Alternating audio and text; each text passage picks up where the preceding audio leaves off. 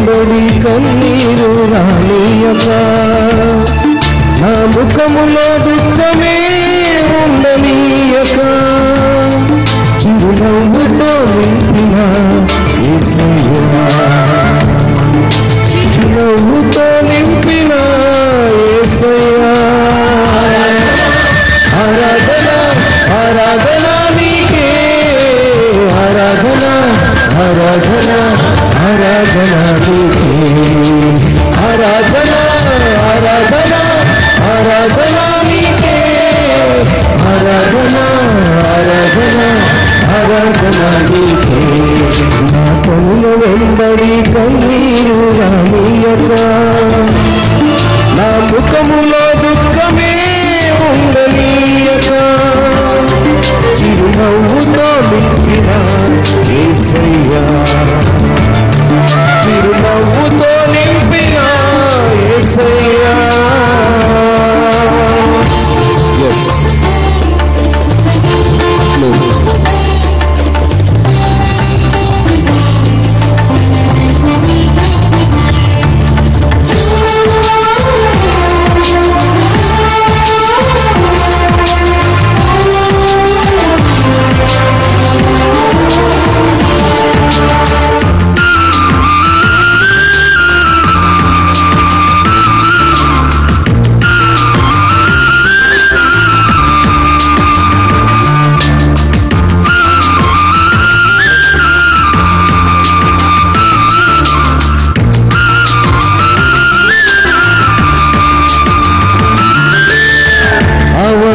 అవమానాలను ఆశీర్వాదముగా, నిందలన్నిటినీ దీవెనలుగా మార్చి, అవమానాలను ఆశీర్వాదముగా, నిందలన్నిటినీ దీవెనలుగా మార్చి, నేను వేసే ప్రతి అడుగులో నీవే, నేను వేసే ప్రతి అడుగులో నీవే నా దీపమై, చిరునవ్వుతో నింపిన యేసయ్యా, చిరునవ్వుతో నింపిన యేసయ్యా. ఆరాధన ఆరాధన ఆరాధన నీకే, ఆరాధన ఆరాధన ఆరాధన నీకే, ఆరాధన ఆరాధన ఆరాధన నీకే, ఆరాధన ఆరాధన ఆరాధన నీకే.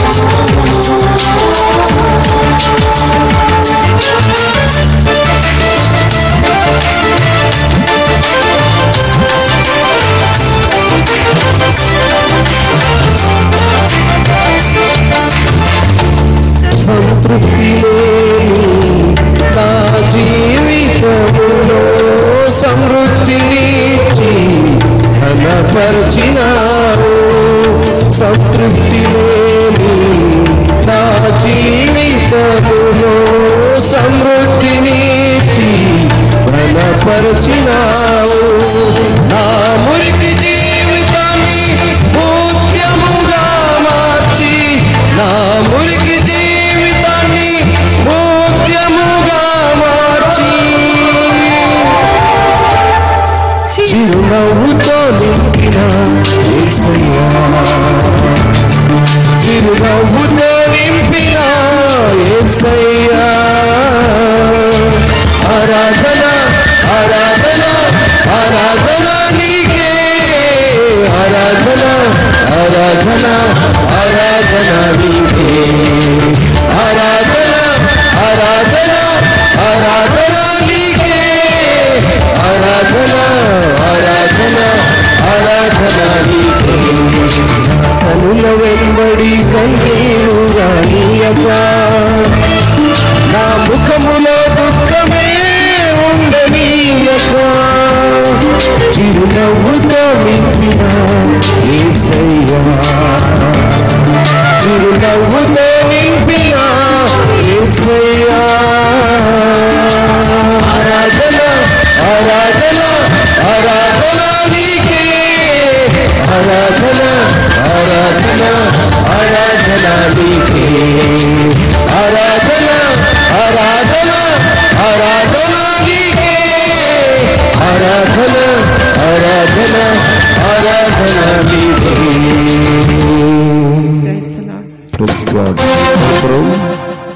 దేవుని యొక్క ఉన్నతమైన నామాన్ని బట్టి ఈ యొక్క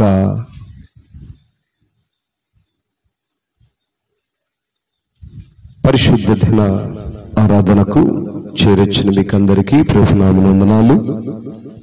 రాలేక వెనుకబడిన వారిని దేవుడు ప్రోత్సహించి నడిపించునుగాక, ఉజ్జీవపరచి నడిపించునుగాక.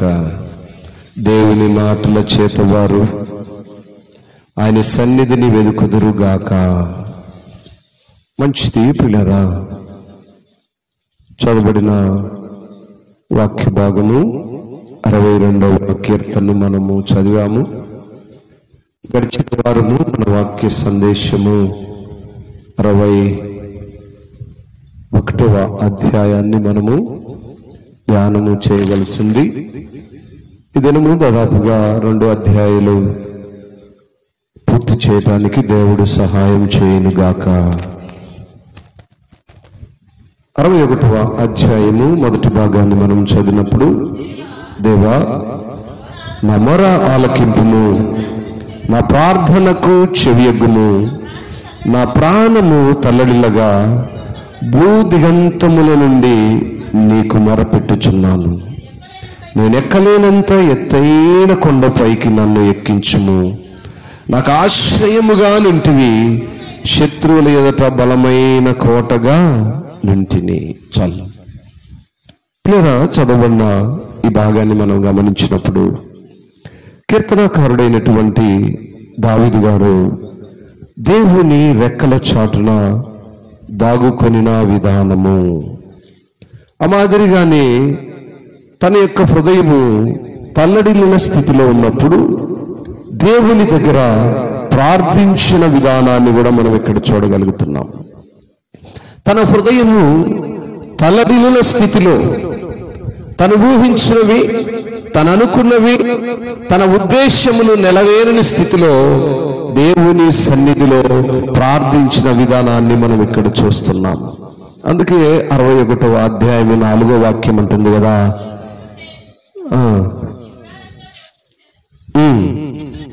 నీ రెక్కల చాటున దాగుకొందును. స్తోత్రం. దేవుని రెక్కల చాటున ఆశ్రయ దుర్గముగా ఉంటాడు. ఆయన నా ప్రార్థన ఆలకిస్తాడు. తల్లడిల్లిన సమయములో నాకు సహాయముగా ఉంటాడు. నా ప్రాణము తల్లడిల్లినప్పుడు భూదిగంతముల నుండి నా మొరను ఆలకిస్తాడు అనేటువంటి నిరీక్షణతో దావీదు గారు చేసిన ప్రార్థనను మనం ఇక్కడ చూస్తున్నాం. తల్లడిల్లిన స్థితి అంటే మనం ఊహించని పరిస్థితులు మనకు ఎదురైనప్పుడు, మన దైనందిన జీవితంలో అనేకమైన ఊహకందని విధానాలను మనము చూస్తున్నప్పుడు పరిస్థితులు ఏమవుతాయో అనే స్థితిలో దేవుని సహాయాన్ని పొందుకున్నటువంటి దావీదు గారి యొక్క నిరీక్షణను మనం చూస్తున్నాం. అందుని బట్టి తన హృదయములో నుంచి ఆయన యొక్క చేసినటువంటి ప్రార్థన, హృదయములో నుంచి రావాలి ప్రార్థన అనేటువంటి అనుభవం. నోటితో మాత్రం వస్తే సరిపోదు, కానీ ఎక్కడి నుంచి రావాలి? హృదయములో నుంచి మూల్గలతో వచ్చిన ప్రార్థన దేవుని సన్నిధికి చేరుతుందట. కన్నీటితో చేసిన ప్రార్థన దేవుని సన్నిధికి చేరుతుందట. అందుకనే దావీదు గారి నిరీక్షణ ఎప్పుడు కూడా వెనక్కి వెళ్ళలేదు. అదే వాక్యం అంటుంది, దేవా నీవు నా మొక్కుబడులను అంగీకరించున్నావు, నీ నామమందు భయభక్తులు గల వారి స్వాస్థ్యము నీవు నాకు అనుగ్రహించున్నావు. రాజునకు దీర్ఘాయువు కలగజేదు, అతని సంవత్సరములు తరతరములు గడుచునుగాక.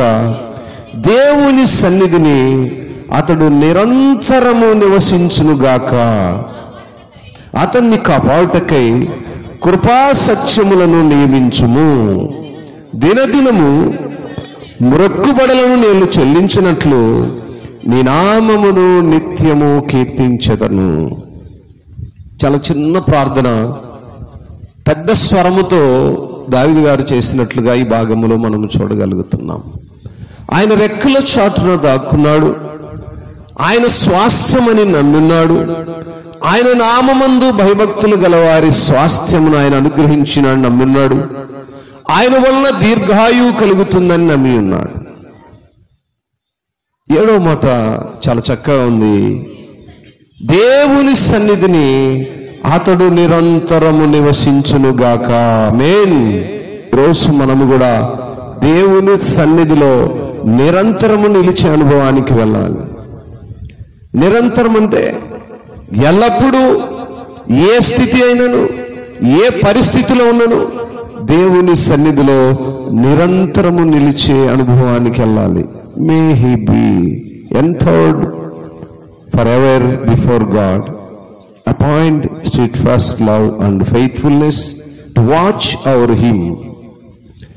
ఎల్లప్పుడూ నిరంతరము ఆయన సన్నిధిలో గడిపే అనుభవాన్ని ఎక్కువ భాగము నేను గ్రంథం అంతట్లో దాదాపు గమనించినప్పుడు దావీదు గారే ప్రతి అధ్యాయంలో, ప్రతి సందర్భంలో, ప్రతి తన ప్రార్థన అనుభవంలో మీ సన్నిధిలో నేను ఎక్కువ గడపాలని నా ప్రాణము, నా హృదయము, నా శరీరము సమస్తము ఆశగొని ఉన్నది అని ప్రతి కీర్తనలో ఆయన మాట్లాడుతూ వస్తూ ఉండటాన్ని మనం చూడగలుగుతున్నాం. 21వ అధ్యాయం అంతా కూడా తన హృదయము తల్లడిల్లినప్పుడు దేవుని సన్నిధిలో చేసిన ప్రార్థన మనం ఇక్కడ గమనిస్తున్నాం. 62వ కీర్తనలో మనం చూసినట్లయితే మొదటి మాటను మనం గమనిస్తే, నా ప్రాణము దేవుని నమ్ముకొని మౌనముగా ఉన్నది, ఆయన వలన నాకు రక్షణ కలుగుతున్నది. ఆమేన్. నా ప్రాణము దేవుని నమ్ముకొని మౌనముగా ఉన్నది, ఆయన వలన నాకు రక్షణ కలుగుతుంది. ఈ మాటను మనం గమనించినప్పుడు ప్రియులరా, దేవునిలో దావీదు గారుకున్నటువంటి నమ్మకము, ఆయనకున్న నమ్మకాన్ని వ్యక్తపరుస్తున్నాడు. దేవునిలో తనకున్న నమ్మకాన్ని వ్యక్తపరుస్తున్నాడు. అందుకే తన ప్రాణముతో మాట్లాడుకుంటున్నాడు. మరి ఆయన వలన నాకు రక్షణ కలుగుతుంది అంటాడు. ఆయనే నాకు ఆశ్రయదుర్గము, ఆయనే నా రక్షణకర్త, ఎత్తైన నా కోట ఆయనే, నేను అంతగా కదిలింపబడను. ఆయన వలన నాకు రక్షణ కలుగుతుంది. ప్రతి విశ్వాసి ఏ ప్రాథమిక సత్యంపై ఆధారపడి జీవించాలో ఈ కీర్తన తెలియజేస్తుంది. ప్రాథమిక సత్యం అంటే మొదట చేసుకోవలసినటువంటి తీర్మానము నమ్మకము అనే విషయము ఈ గ్రంథము తెలియజేస్తుందని భక్తుడు చెప్తున్నాడు.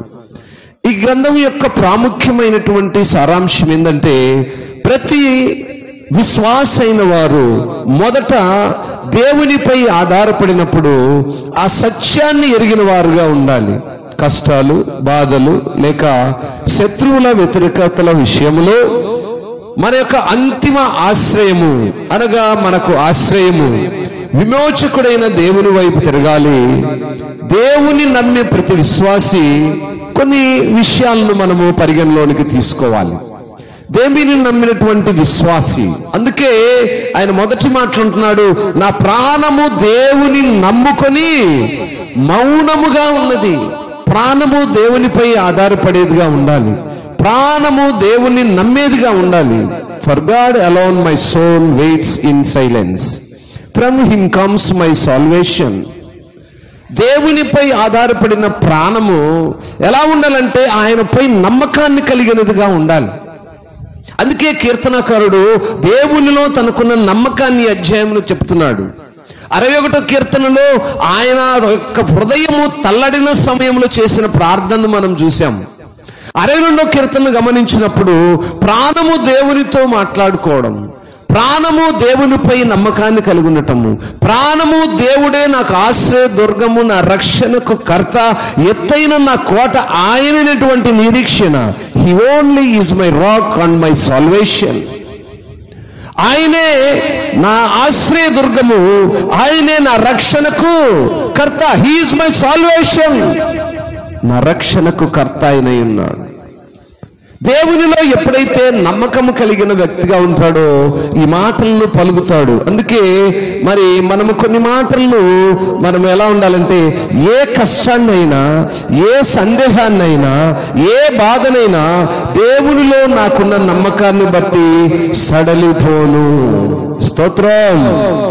ఏ కష్టం వచ్చినా, ఏ శ్రమ వచ్చినా, ఏ బాధ వచ్చినా దేవునిలో నాకున్న విశ్వాసాన్ని బట్టి నేను సడలిపోను, ప్రక్కకు పోను, భయపడను. ఎస్, అటువంటి నిరీక్షణ మనలో ఎప్పుడైతే ఉంటుందో, ఆ నిరీక్షణలు ఎప్పుడైతే మనం ముందు కొనసాగుతామో, నా విమోచన ఆయన నుండి పొందుతాను అనేటువంటి ఆ మాటే ఆయనే నా రక్షణ, నా బలము. ఆయనే నా రక్షణ, ఆయనే నా బలము, ఆయనే నా రక్షణ దుర్గము, ఆయనే నా యొక్క ఎత్తైన కోట. Praise God.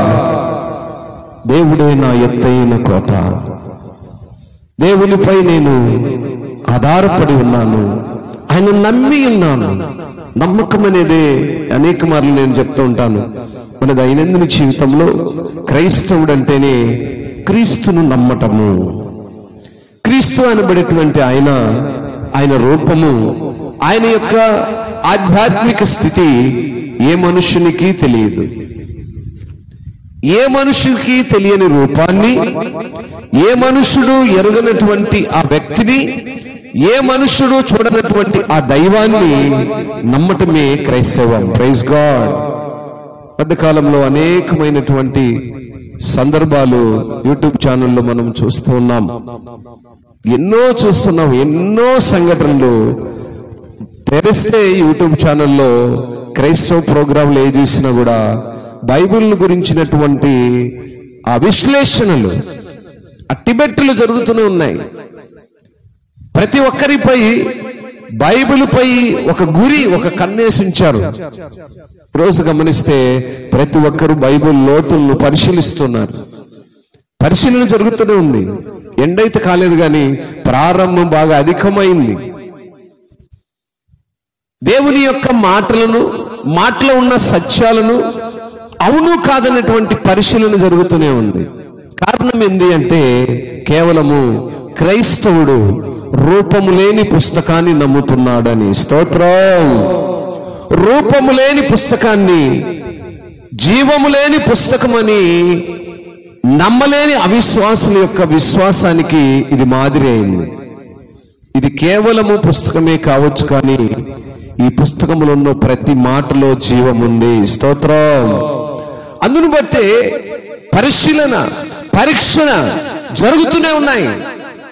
కీర్తనకారుడైనటువంటి దావీదు గారు తన యొక్క జీవితంలో ఆయన పైన ఆధారపడినప్పుడు దేవునిలో ఆయనకున్న నమ్మకాన్ని ఈ అధ్యాయంలో మనం చూస్తున్నాం. అందును బట్టి ఆయన ఎప్పుడు కూడా తన ప్రాణము ఎల్లప్పుడూ దేవుణ్ణి నమ్ముకున్నది కనుకనే ఎల్లప్పుడూ ప్రాణముతో మాట్లాడుతూనే ఉంటాడు. మన ప్రాణము ఎప్పుడు కూడా దిగులు పడాల్సిన అవసరం లేదు. దేవునితో మాట్లాడే ప్రతి క్షణము మన ప్రాణానికి శక్తినిస్తుంది. దేవునితో మాట్లాడితే మనకు కావలసిన అవసరతలు తీరతాయి. దేవునితో మాట్లాడితే మన హృదయం నెమ్మదిలో ఉంటుంది. దేవునితో మాట్లాడితే ఎత్తైన కోటగా నిన్ను ఉంచుతానంటున్నాడు. కేవలం మన మాటల్లో మీ పాస్టర్ గారు చెప్తే అవి నమ్మదగినవి కాకపోవచ్చునేమో కానీ భక్తుల అనుభవంతో రాసిపెట్టినటువంటి ఈ గ్రంథాలను మనం పరిశీలించి నమ్మాలి. అదే క్రైస్తవం. అందును బట్టి కీర్తనకారుడు ఆ 3వ వాక్యంలో చక్కని మాటను అంటాడు. ఎన్నాళ్ళు మీరు ఒకరిపై ఒకరు పడుదురు, ఒరుగుచున్న గోడను పడబోవు కంచెను ఒకడు పడద్రోయినట్లు మీరందరూ ఎన్నాళ్ళు ఒకరిని పడద్రోయ చూచుదురు. పిల్లలు గమనించినప్పుడు ప్రతి క్రైస్తవుడు వారి యొక్క విశ్వాస జీవితంలో పడిపోవటానికి కారణం ఏంటంటే ఎదుటి వారిని గురించి ఆలోచించినంత తీవ్రమైన విధానంలో క్రైస్తవుడు వాడి ఆత్మీయ జీవితాన్ని పరిశీలించుకోవట్లేదు. ఎదుటి వారిపై నిందలు, ఎదుటివారిపై అవమానమైన పరిస్థితులు, ఎదుటి వారిలో ఉన్నటువంటి జాగ్రత్త నీపై నీ కుటుంబంపై ఉండట్లేదు. ఈ విశ్వాస జీవితంలో ఎదుటి వారిని గురించి మనం పడిపోతున్నప్పుడు, మాట్లాడుతున్నప్పుడు, పరిశీలిస్తున్నప్పుడు, పరీక్షిస్తున్నప్పుడు మన ఆత్మీయ స్థితిని పరిశీలించుకోవాలి. అందును బట్టే కీర్తనకారుడు ఎన్నాళ్ళు మీరు ఒకనిపై పడుదురు అంటే ఎన్నాళ్ళు ఒకని గురించి మీ ఆలోచనలు, ఒకని గురించి మీ తలంపులు, ఒకని గురించి మీ ఉద్దేశములు మిమ్మల్ని మీరు పరిశీలించుకోరా, పరీక్షించుకోరా? మీ ఆత్మీయ స్థితి అంటే ఎరిగినారా? తను మౌనముగా ఉండి దేవునిలో తనకున్న నమ్మకాన్ని బట్టి మాట్లాడుతున్నారు. ఎన్నాళ్ళు ఒకరిని పడద్రోయా చూస్తారు. ఒకని వైపు ఆలోచించి, ఒకని పడద్రోయి చూసి, ఒకని యొక్క ఎదుగుదలను ఓర్చలేకనో వాని స్థితిని బట్టి నువ్వు అవహేళనగా మాట్లాడుతున్నావు. ఎన్నాళ్ళు ఉంటావు? నీ ఆత్మీయ స్థితిని పరిశీలించుకో, నీ దైనందిన స్థితిని పరిశీలించుకో. అందుకే దేవునిలో ఆయనకున్న నమ్మకాన్ని బట్టి ఆయన మాట్లాడుతున్నాడు. అతన్ని ఔన్నత్యము నుండి అతన్ని పడద్రోయుటకే వారు ఆలోచించుదురు, అబద్ధమాడుట వారికి సంతోషము. వారు తమ నోటితో శుభవచనములు పలుకుచు అంతరంగములో ఏమండి ఎలా ఉంటారు చూడండి. కొంతమంది ఆత్మీయ స్థితి ఎలా ఉంటుందంటే, నేను ఎప్పుడు చెప్తానే ఉంటాను, మందిరంలో చాలా చక్కగా, చాలా అందముగా దేవుణ్ణి అలంకరించుకున్న వారి వలె కనపడుతూ, స్వరమెత్తి దేవుణ్ణి ఆరాధిస్తూ, ప్రార్థిస్తూ, కీర్తిస్తూ, అనేక విధమైన విధానంలో ఉంటూ ఎదుటి వారిని దూషించే అనుభవము. మన ఆత్మీయ స్థితి కేవలము మందిరాల్లో ఉంటే సరిపోదు, మందిరం వరకే పరిమితమైతే సరిపోదు, క్రియల్లో కనపరచబడేదిగా ఉండాలి. మన ఔన్నత్యమును బట్టి, ఎందుకంటాడు అతని ఔన్నత్యము నుండి అతను పడద్రోయుటకై వారు ఆలోచించుదురు, అబద్ధమాట వారికి సంతోషము. వారు తమ నోటితో శుభవచనములు పలుకుచు అంటే ఏంటండి, ఎదుటి వారికి మీరు బాగుండాలి, మంచిగా ఉండాలి, క్షేమముగా ఉండాలి, అన్ని విధాలు ఆశీర్వదించబడాలి అని అంటూనే వారి యొక్క స్థితిని ఏం కోరుకుంటారట? అంతరంగములో, హృదయములో మాత్రము దూషిస్తుంటారు. మనిషి నిజంగా ప్రాణం ఉన్నవాడే రెండు విధాలుగా మనిషి హృదయం పనిచేస్తుంది. బాహ్యముగా కనపడే హృదయం వేరు, అంతరంగా కనపడేటువంటి హృదయం వేరు. బాహ్యంగా కనపడే హృదయము ఎదుటి వారి ఎడల ప్రేమను కనపరుచుతుందట. అంతరముగా ఉన్నటువంటి హృదయం ఏం చేస్తుందట? వాడిని దూషిస్తూ ఉంటుందట. అది నిజమే. ప్రతి మనుషుని యొక్క జీవితంలో ఉండేటువంటి హృదయ తలంపులు, ఆలోచనలు ఆ రీతిగా ఉంటాయి. అందును బట్టి అంటున్నాడు, నా ప్రాణమా దేవుణ్ణి నమ్ముకొని మౌనముగా ఉండుము, ఆయన వలనే నాకు నిరీక్షణ కలుగుచున్నది. ఏమండి, ప్రాణంతో మనం మాట్లాడాలండి. ఇలాంటి దుస్థితి ఏదైనా వచ్చినప్పుడు, ఏదైనా ఇలాంటి పరిస్థితి వచ్చినప్పుడు ప్రాణమునికి చెప్పాలి, నా ప్రాణమా దేవుణ్ణి నమ్ముకొని మౌనంగా ఉండుము. For God alone my soul wait in silence, for my hope is from him. ఆయన వలనే నాకు నిరీక్షణ కలుగుతున్నది, నా విశ్వాసము ఆయన వలనే. కనుక నీ ప్రాణం మాట్లాడాలి. ప్రాణము ఎప్పుడు కూడా మనతో మాట్లాడుతూ ఉండాలి. 6వ వాక్యం అంటుంది, ఆయనే నా ఆశ్రయదుర్గము, నా రక్షణాధారము, నా ఎత్తైన కోట ఆయనే, నేను కదిలింపబడను. ఆ మాదిరిగా మనము ఆలోచించినప్పుడు, విచారపడే, భయపడే సమయాల్లో నన్ను నేను ఆయనకు అప్పగించుకొని నా హృదయంలో ఉన్న దాన్ని అంతటిని మనపూర్వకంగా ప్రార్థనలో ఆయనతో చెప్పుకోవాలి.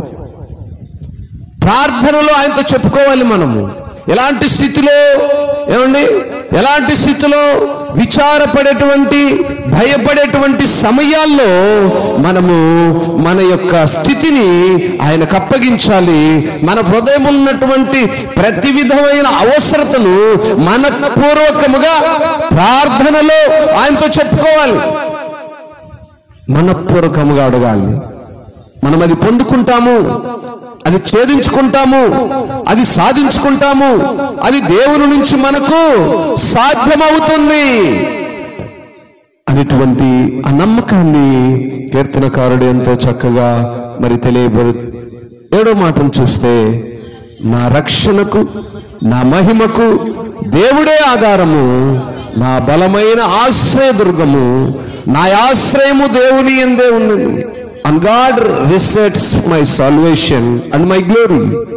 My mighty rock, my refuge is God. దేవుని యందే నాకు రక్షణ ఉంది, నా మహిమకు దేవుడే ఆధారమై ఉన్నాడు.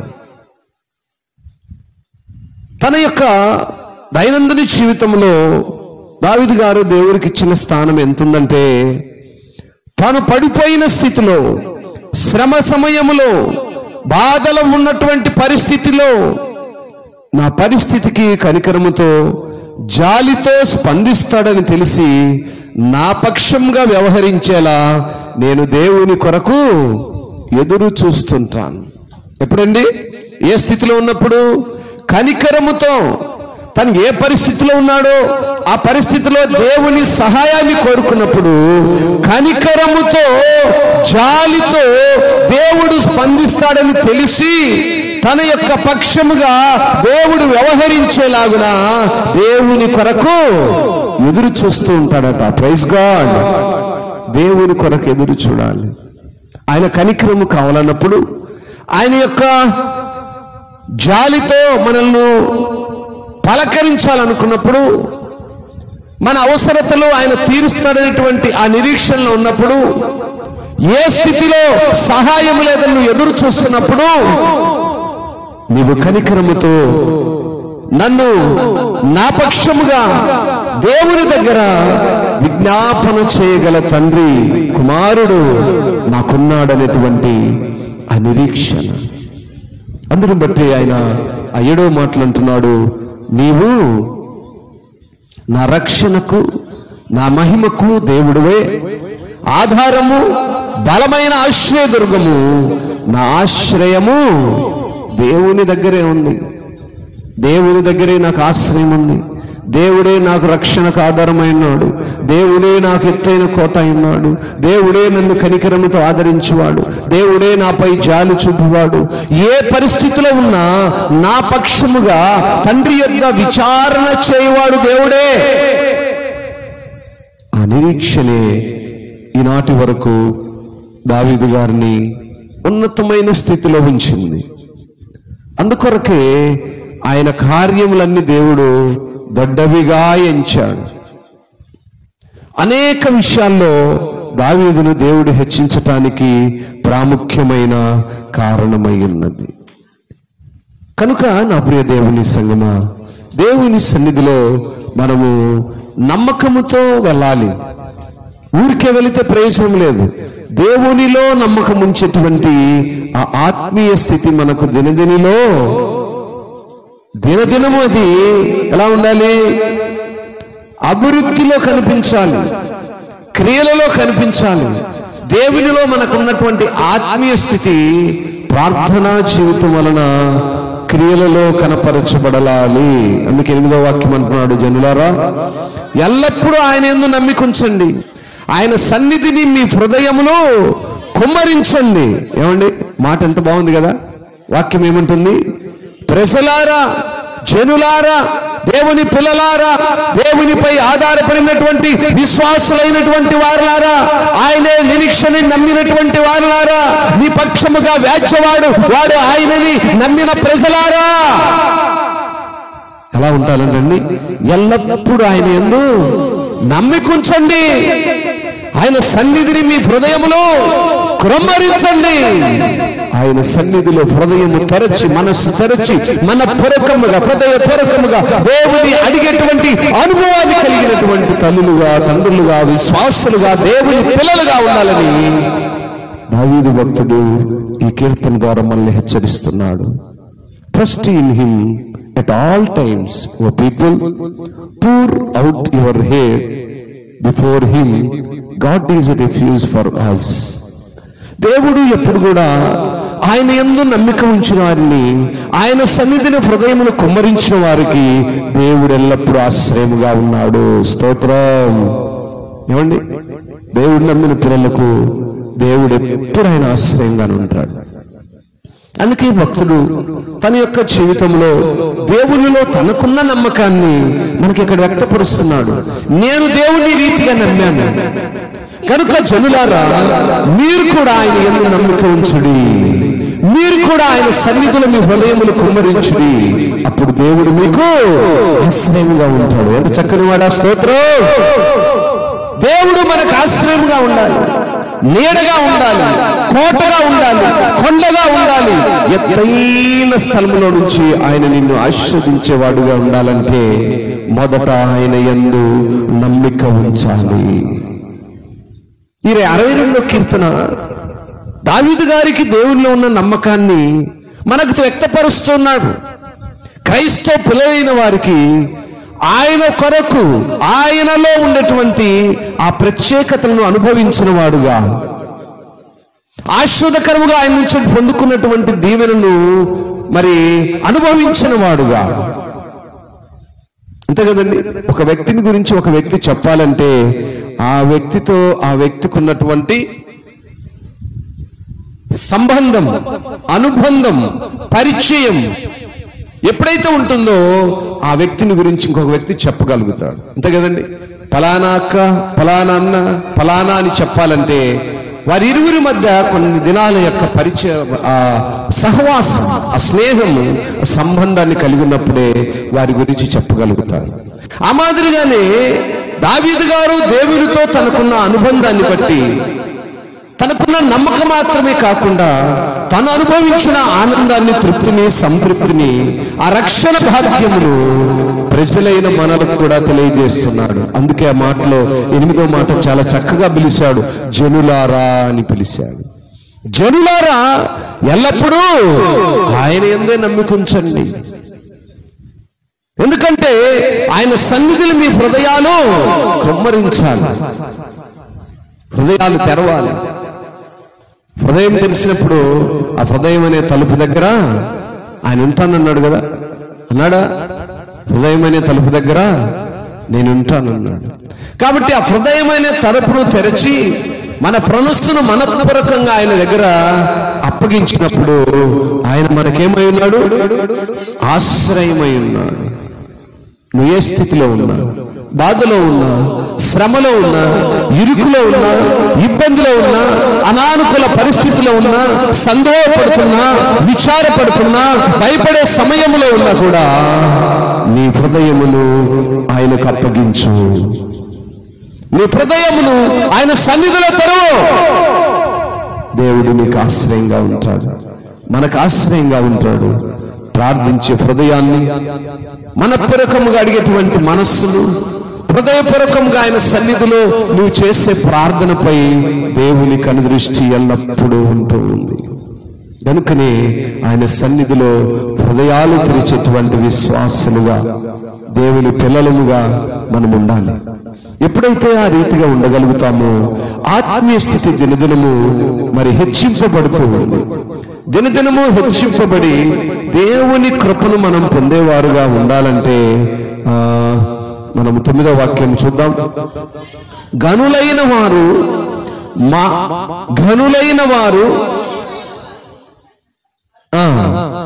ఓకే, అల్పులైన వారు ఒట్టి ఊపిరై ఉన్నారు, ఘనులైన వారు మాయాస్వరూపులు, త్రాసులో వారందరూ తేలిపోదురు, వట్టి ఊపిరి కన్నా అలకనగా ఉన్నారు. ఇక్కడ 2 వ్యక్తులు కనిపిస్తున్నారు. మనకు తెలుసు ప్రతి విషయంలో, మన దైనందిన జీవితంలో 2 విషయాలను మనం ఎల్లప్పుడూ చూడగలుగుతాం. మంచి చెడు ఏ రీతిగా ఉంటుందో చేదు తీపి ఏ రీతిగా ఉంటుందో, ధనవంతుడు బలహీనుడు ఏ రీతిగా ఉంటాడో, ఇక్కడ కూడా అల్పులైన వారున్నారు, ఘనులైన వారున్నారు. అల్పులైన వారి దగ్గర ఏముంటుందట? ఏమండి, అల్పులైన వారి దగ్గర ఏముంటుంది? ఒట్టి ఊపిరి ఉంటుంది, అంటే ప్రాణం ఉంటుంది. ఘనులైన వారి దగ్గర ఏముంటారంట? వారు మాయాస్వరూపులంట. ఘనులైన వారు అంటే ధనము కలిగిన వారు, దేవుని ప్రక్కనుంచేటువంటి వారు, దేవుని సన్నిధిని ఎరుగునటువంటి వారు ఘనులైన వారు. వారు ఎటువంటి వారంటే మాయస్వరూపులు. మాయ మాటల చేత వారి దినాలు ఎలబెట్టుకునేవారు. వారందరూ త్రాసులో తేలిపోతారు. అయితే అల్పులైన వారి దగ్గర మాత్రమే ఏముందండి? వట్టి ఊపిరే ఉంది, కానీ వారికి ఆశ్రయ దుర్గము దేవుడే. స్తోత్రం. వాడికి ఆశ్రయ దుర్గము దేవుడే. అల్పులైన వారు వట్టి ఊపిరై ఉన్నారు, వారికి దేవుడే ఆశ్రయము. కానీ ఘనులైన వారు మాయస్వరూపులు, వారు త్రాసులో వారందరూ తేలిపోదురు, వట్టి ఊపిరి కన్నా అలకనగా ఉన్నారట. వారు పేరుకు మాత్రమే లోకములో ఘనత, పేరుకు మాత్రమే లోకములో ధనము, పేరుకు మాత్రమే లోకములో పేరు సంపాదించుకున్నంత మాత్రాన నీవు దేవుని ఆశ్రయమును పొందలేవు అంటాడు. బలత్కారమందు నమ్మిక ఉంచకుడి, దోచుకొనుట చేతనే గర్వపడకుడి, ధనము హెచ్చినను దాన్ని లక్ష్య పెట్టకుడి. స్తోత్రం. ఏమండి, ఎంత చక్కని మాట కదా. Put to trust in extraction, set no vain hopes on robbery. It reaches in riches, set not your heart on them. బలము ధనము హెచ్చినను దాన్ని మా జాగ్రత్తగా వినాలి. ఈ మాట చాలా విలువైన మాట. ధనము హెచ్చినను దానిని లక్ష్య పెట్టకుడి. నీకు అధికముగా డబ్బులున్నాయా? అధికముగా ఆశీర్వాదాలున్నాయా? అధికముగా సంపాదిస్తున్నారా? అధికముగా దేవుని ఆశీర్వాదం వల్ల నువ్వు దీవించబడి ఉన్నావా? కానీ దాన్ని నువ్వు లెక్క పెట్టదు. ఈ లోకమైన ధనాన్ని నువ్వు ఏమాత్రము లెక్క పెట్టకూడదు. ధనము దేవునికి లెక్కింపులోనికి రాదు. ధనాన్ని దేవుడు ఇచ్చాడా? ఇవ్వలేడు. దేవుడు మనుషులు బ్రతకడానికి కావలసిన ధనాన్ని ఇచ్చాడు. హెచ్చైన ధనము దేవుని మరచిపోయేదిగా చేస్తట. గనుకనే మనము అనుదిన ఆహారమే అడగాలి. ఆయనకు తెలుసు మనకు ఎంత అవసరమో, మన పిల్లలకి ఏది అవసరమో మనకు తెలుసు. బిడ్డలు బయటకు వెళ్తున్నప్పుడు వారికి ఏం అవసరము, ఎంత అవసరమో తల్లిదండ్రులు ఎరుగుంటారు. కనుక బిడ్డలు బయటకు వెళ్తున్నప్పుడు, నాన్న ఇదిగో ఈ 100 ఉంచుకో, ఈ 1000 ఉంచుకో, ఈ 10 రూపాయలు ఉంచుకో అంటాము. దేన్ని బట్టి? వానికి అప్పుడు ఏది అవసరమో అవసరాన్ని తండ్రి ఎరుగుంటాడు కనుక. అందుకే దేవుడు ఏమంటాడంటే, మనకేది అవసరమో ఆయనకు తెలుసు కనుక మనకు కావలసిన సమయంలో ఆయన దయచేస్తాడు. కనుకనే లేఖనం ఏమంటుందంటే, ధనము హెచ్చినను దాన్ని లెక్క చేయకూడదు, బలత్కారమందు నమ్మిక ఉంచుకుడి, దోచుకొనుట చేత గర్వపడకుడి. దోచుకుని వచ్చే సమయము, దోచుకుంటూ వచ్చేటువంటి ధనము, పాపపు సొమ్ము, అదేం చేస్తుందంట? మనల్ని గర్వపడదే స్థితికి తీసుకెళ్తుందట. బలత్కారము చేత వచ్చిన సొమ్ము గర్వానికి తీసుకెళ్తుందట. అందుకే అసలు ధనమును ఏమాత్రము లెక్క చేయదు. అదేం చేస్తుందంటే, అది 10వ మాటల మాట అంటాడు, బలము తనదని ఒక మారు దేవుడు సెలవిచ్చను, 2 మార్లు ఆ మాట నాకు వినబడెను. బలము తనదని దేవుడు చెప్పాడు. శరీరానుసారమైన బలము కాదు, శరీరానుసారమైనటువంటి ధనము కాదు, కానీ దేవుని యొక్క బలము, ఆధ్యాత్మిక బలము, ఆత్మీయ బలము. అందుని బట్టే ఈ చివరి మాటలు మనం చూస్తే, ప్రభువా మనుషులందరికీ వారి వారి క్రియల చొప్పున నీవే ప్రతిఫలం ఇచ్చుచున్నావు, కాగా కృప చూపుట విధి. దేవుని యొక్క నిధి. దేవుని యొక్క నిధి ఏంటంటే, నిధి అంటే ఏం చెప్పండి? ధనము, సొమ్ము. దేవుడు మనకిచ్చేటువంటి ధనం ఏంటంటే ఆయన యొక్క కృప.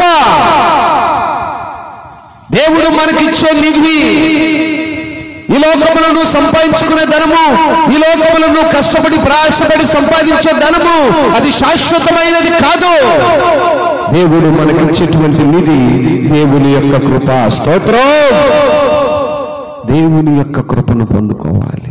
అందుకని అంటున్నాడు, మనుషులందరికీ వారి వారి క్రియల చొప్పున నీవిచ్చే ప్రతిఫలము. జాగ్రత్తగా ఈ విషయాలు క్రైస్తవులైన వారు మనస్సులో ఉంచుకోవాలి, నెమరు వేసుకోవాలి, ప్రాణముతో మాట్లాడుకోవాలి. నా ప్రాణమా, ఇదిగో దేవుడు అంటా ఉన్నాడు, మనుషులందరికీ వారి వారి క్రియల చొప్పునే ఆయన ప్రతిఫలం ఇస్తున్నాను అంటున్నాడు. ఆ ప్రతిఫలము దేవుని కృప ఉండాలి. స్తోత్రం. ఆ కృపను నేను పొందుకోవాలి. ప్రభువా, నాకు ఈ లోకధనం అవసరం లేదు, ఈ లోకంలో ఏది నాకు అక్కర్లేదు, నీవిచ్చే కృప ఏంటో ఆ కృపనే నిధి నాకు కావాలి. కీర్తనకాడు, దేవుని కృప వలన నేను ఆ నిధిని పొందుకుంటాను. ఆ నిధి ఊరికే రదండి, మన క్రియలను బట్టి వస్తుందని లేఖనాలు సెలవిస్తున్నాయి. ఉచితముగా వచ్చేటువంటి నిధి, ఉచితముగా పొందేటువంటి ధనము, ఉచితముగా దేవుడు నిన్ను నన్ను ప్రేమించి ఇచ్చేటువంటి ధనము. నువ్వు కష్టపడక్కర్లేదు, శ్రమ పడక్కర్లేదు, క్షమతో చక్కర్లేదు. ఉచితముగా దేవుడు నీ నా క్రియలను బట్టి మనకు కృప అనేటువంటి నిధిని సమృద్ధిగా ఇవ్వబోతున్నాడు. స్తోత్రం. కృప అనేటువంటి నిధి. ఈ లోకంలో మనము సంపాదించే ధనము మన వెంట రాదు. అది దేవుడికి సమాధానమైనది కాదు. దేవుడు లెక్కడిగిన సమయంలో మనం ఏమి సంపాదించాము, ఎలా ఈ లోకంలో జీవించాము, ఎలా బ్రతికామనేది కాదు, కానీ దేవునికి ఇష్టమైనటువంటి క్రియలు కలిగి మనం ఈ లోకంలో నివసిస్తున్నాము లేదో పరీక్షించుకోవాలి. దేవునిలో నమ్మకం ఉన్నటువంటి దావీదు గారు, దేవునిపై ఆధారపడిన దావీదు గారు మనిషి యొక్క దైనందిన జీవితాన్ని జ్ఞాపకం చేస్తున్నాడు. జనులారా, ఎల్లప్పుడూ ఆయన యందు నమ్మికుంచండి, ఆయన సన్నిధిలో మీ హృదయాలు కృమ్మరించండి. ఎంతమంది ఈరోజు దేవుని సన్నిధిలో హృదయాలు కృమ్మరిస్తున్నాడండి? సాకుల చేత, మాటల చేత, ఎవరికి ఏదో అయిపోయింది, తనేదో మోస్తున్నట్టుగా దేవుని సన్నిధికి సున్నా. ఎక్కడో ఏదో జరిగిపోయింది. ఏంటక్క ఈరోజు ప్రార్థనకు లేదు? ఆ పక్కింటి ఎదురింటి చిన్న ఆయన ఎవడో. మనుషులమండి మనము. మన క్రియలను బట్టి మన గాయాలు అవుతుంటాయి. మన అశ్రద్ధను బట్టి, మన సమయమును బట్టి, మన అనానుకూల పరిస్థితిని బట్టి, దేవుడికి ఇష్టం లేని స్థితిని బట్టి గాయాలు అవుతుంటాయి. ప్రమాదాలు అందరికీ అవుతాయి. పాస్టర్లకు అవుతాయి, దేవుని నమ్మిన పిల్లలకు అవుతాయి, నమ్మని వారికి అవుతాయి. అవి సహజమైనవే, కానీ దేవుడు లెక్కిస్తుంది అవి కాదు కదా.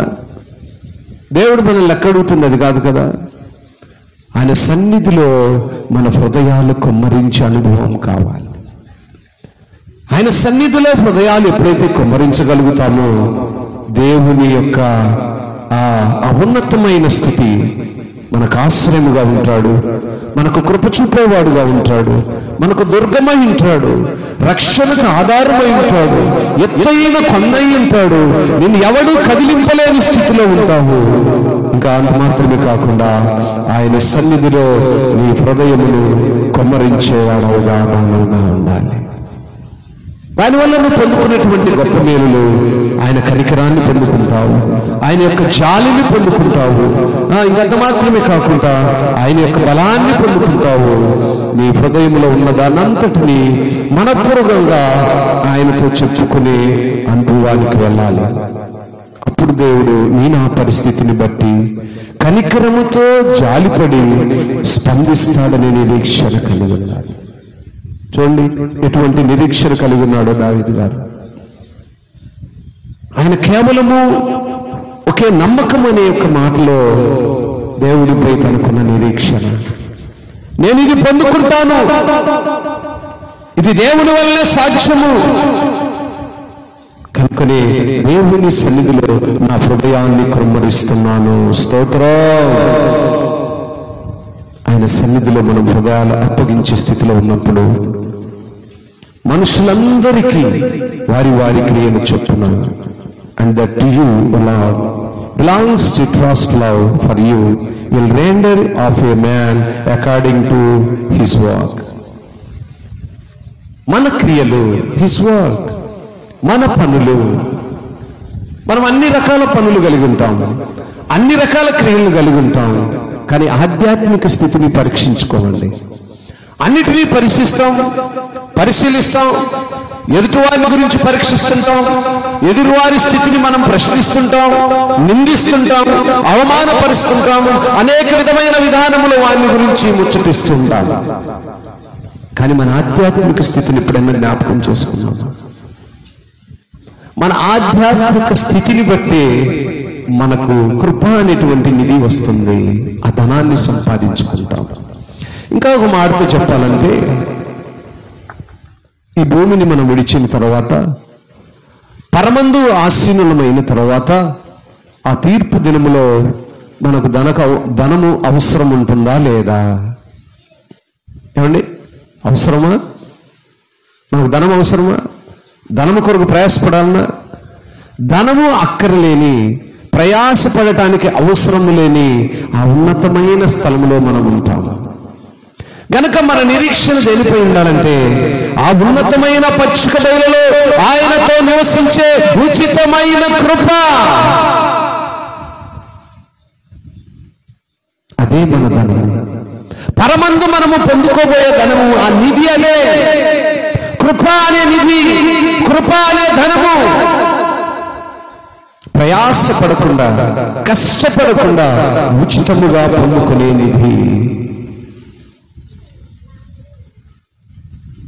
ఆనాడు ఆదాము హవ్వలను దేవుడు నిర్మాణం చేసిన తర్వాత అప్పుడున్న స్థితి చాలా చక్కగా ఉందండి. వారు ప్రయాసపడాల్సిన పని లేదు, చెమటోర్చవలసిన పని లేదు, కష్టపడాల్సిన పని లేదు. భూమిని దున్ని ఫలించి దాని ద్వారా బ్రతకాల్సిన అవసరం లేని స్థితిలో మనం ఉన్నాము. స్తోత్రం. ఎప్పుడు మనం చెమటోర్చవలసి వచ్చింది? దేవుని మాట అనేటువంటి ఆ ఆజ్ఞని ఎప్పుడైతే మీరామో, పాపం అనేది ఎప్పుడైతే హవ్వ ఆదాముల యొక్క హృదయములో ప్రవేశించిందో, అప్పుడు అన్నాడు ఆయన. అంతకుముందు అన్నాడా? అనలేదు. అంతకుముందు చక్కగా తీసుకెళ్ళాడు, మంచి ఉద్యానవనంలో విడిచిపెట్టాడు.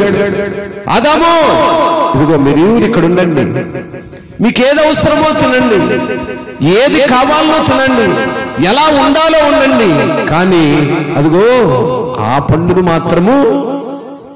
ఎప్పుడైతే మనం ఏదైతే చెయ్యొద్దంటామో అది చేయడానికే మనుషుడు ఇష్టపడతాడు. మనుషుని యొక్క నైజము దేవుడు మట్టి నుంచి నిర్మించినప్పుడే ఇది స్టార్ట్ అయిందా లేదా? అవ్వకు ఆదాముకు స్టార్ట్ అయింది.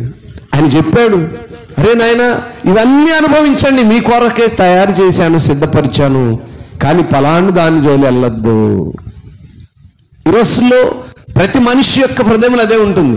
ఏదైతే నీవు చేయొద్దంటావో అదే చేయటానికి ఇష్టపడతారు. చూడండి, పిల్లవాళ్ళైనా, పెద్దవాళ్ళైన, యవ్వనుడైన, వృద్ధుడైన, ఇంకొకడైనా ఎందుకు చేయొద్దన్నాడు? ఇది ప్రశ్న. మా నాన్న ఇటు వెళ్ళొద్దన్నాడు, మా నాన్న వెళ్ళొద్దన్నాడు కదా. వెళ్ళొద్దనని అర్థం ఏంటి? తండ్రి ఎప్పుడు కూడా ఏం కోరుకుంటాడండి? మేలు కోరుకుంటాడు, దీవెన కోరుకుంటాడు, ఆశీర్వాదం కోరుకుంటాడు. ఆ కుమారుడు ఉన్నతంగా ఉండాలనే కోరుకుంటాడు. పిల్లలు అది గ్రహించరు. ఎందుకు వెళ్ళొద్దన్నాడు? నేను వెళ్ళి చూసి పట్టుకొని పరిశీలించి పరీక్షించి పాడైపోయి అప్పుడు వస్తాడు తండ్రి కదా. ఆదాము హవ్వల స్థితి కూడా అదే జరిగింది. ఆయన ఏదైతే చేయొద్దన్నారో అది చేశారు. చేసిన దాని ఫలితమే ఈరోజు మనమందరం కూడా భూమిని దున్ని చెమటోర్చి ఫలించి, అప్పుడు మీరు అభివృద్ధి నుండి మీ బిడ్డలను మీరు పోషించుకోండి అనే శాపాన్ని మనం పొందుకున్నాం. కనుక ప్రియులారా, ఆ శాపం నుంచి విడుదల కలిగే మరొక ఉన్నతమైన కృపే యేసు ప్రభువాని దేవుడు మనకిచ్చింది. దానికి విడుదల ఏంటంటే, ఈ లోకములో ఉన్న సమస్తము శూన్యము. దేవుని చిత్తం ఏదో అడిగి తెలుసుకుని ఆయన ఆజ్ఞల కట్టడల ప్రకారం మనం జీవించగలిగితే ఈ కష్టపడే స్థితి, ఈ శ్రమటోడ్చే స్థితి, ఈ ప్రయాసపడే స్థితి ఏమీ లేకుండగా ఆ ఉన్నతమైన పచ్చిక బయలులో, సుందరమైనటువంటి పచ్చిక బయలులో ఆనందముతో, ఎటువంటి ఉడిదుడుకులు లేని, లోటుపాట్లు లేని, ప్రయాస లేని, స్ట్రైన్ ఏమీ లేని ఉన్నతమైన స్థితిలో ఉండటానికి దేవుడు మనకిచ్చిన ఉన్నతమైన కృప ఏంటంటే, మనం ఎట్లా ఉండాలి? వారి వారి క్రియల చొప్పున దేవుడిచ్చే ప్రతిఫలాన్ని పొందుకోవడానికి సిద్ధపాటు కలిగిన వారంగా ఉండాలి. దేవునికి ఇష్టమైన క్రియలు, దేవుని చిత్తములో మనం ఎలా ఉండాలని కోరుకుంటున్నాడో ఆ విధానములో మనము బ్రతకగలిగితే ఆ ఉన్నతమైన కృపను, ఆ మధ్యాకాశపు స్థితిని, ఆ తీర్పు దినము తప్పించబడే స్థితిలో మనం ఉంటాం. ఆ మాదిరిగా దేవునిలో దావీదు గారికి ఉన్న విశ్వాసము తను విశ్వసించి పొందుకున్నదే కాకుండా విశ్వాసులైన మనకు కూడా ఆ నిరీక్షను నేర్పించాడు. అట్టి నిరీక్షణతో, అట్టి విశ్వాసంతో దేవుడు మనందరినీ నడిపించునుగాక. ఈ వర్తమానం నేను ఆలకించిన బిడ్డల యొక్క జీవితాల్లో దేవుడు అట్టి నూతన కార్యముల చేత నడిపించునుగాక. ఆమేన్. మంచిది, చిన్న ప్రార్థన చేద్దాం. ప్రేమగల తండ్రి, నీ ఘనమైన పాదాలను బట్టి వందనాలు. ఇదిగో మీరు ఈ సమయం ముందు మాతో మాట్లాడిన ఉన్నతమైన సంగతులను మేము విన్నాము. 61వ కీర్తనలు మేము విన్నప్పుడు ప్రభువా, మా యొక్క జీవితాల్లో నాయన మా ఉన్నతమైన స్థితిని ఇదిగో మీరు తెలియజేస్తున్నారు. 62వ కీర్తనలు మేము గమనించినప్పుడు మా ఆశ్రయ దుర్గము నీవై, మా కోటవై, కొండవై, మా బ్రతుకు దినములెల్ల ప్రభువా మా క్రియలను పరిశీలించుకొని పరీక్షించుకొని నీ సన్నిధానములో మా హృదయములను కుమ్మరించే అనుభవాన్ని మాకు నేర్పించారు. దావీదు గారు అంటున్నారు, నేను ఆయనపై ఉంచిన నమ్మకాన్ని బట్టి నన్నెవడూ కదిలింపలేడు. ఆయన ఆశ్రయము, నా కోట, నా దుర్గము, నా కొండ, నా సహాయకుడని సెలవిచ్చాడు. ఆయనే ప్రజలతో కూడా మాట్లాడి హెచ్చరిస్తున్నాడు, జనులారా మీరు కూడా ఆ నమ్మకాన్ని కలిగి ఆయన సన్నిధిలో మీ హృదయములను కొమ్మరించుడి అని మాట్లాడున్నాడు. అవును ప్రభా, అట్టి నిరీక్షణతో, అట్టి స్థితిలో, అట్టి విధానములో నాయన నీ వైపు చూస్తూ నాయన దావీదు గారు మాట్లాడిన, దావీదు గారికి ఉన్నటువంటి ఆ నమ్మకములో నీ బిడ్డలను స్థిరపరచమని ఈ వర్తమానాల ద్వారా నీ బిడ్డలను జ్ఞాపకం చేసుకుని ఉన్నతమైన ఆశీర్వాదాలతో వారి వారి క్రియలను బట్టి నీవిచ్చే కృప అనేటువంటి నిధిని పొందుటకు సహాయాన్ని దయచేయమని ఈ వర్తమాన బిడ్డల్లో నీ కృపలో జ్ఞాపకం చేసుకొని విస్తరింప చేయమని యేసు ఘనమైన నామములో అడుగుతున్నాము తండ్రి.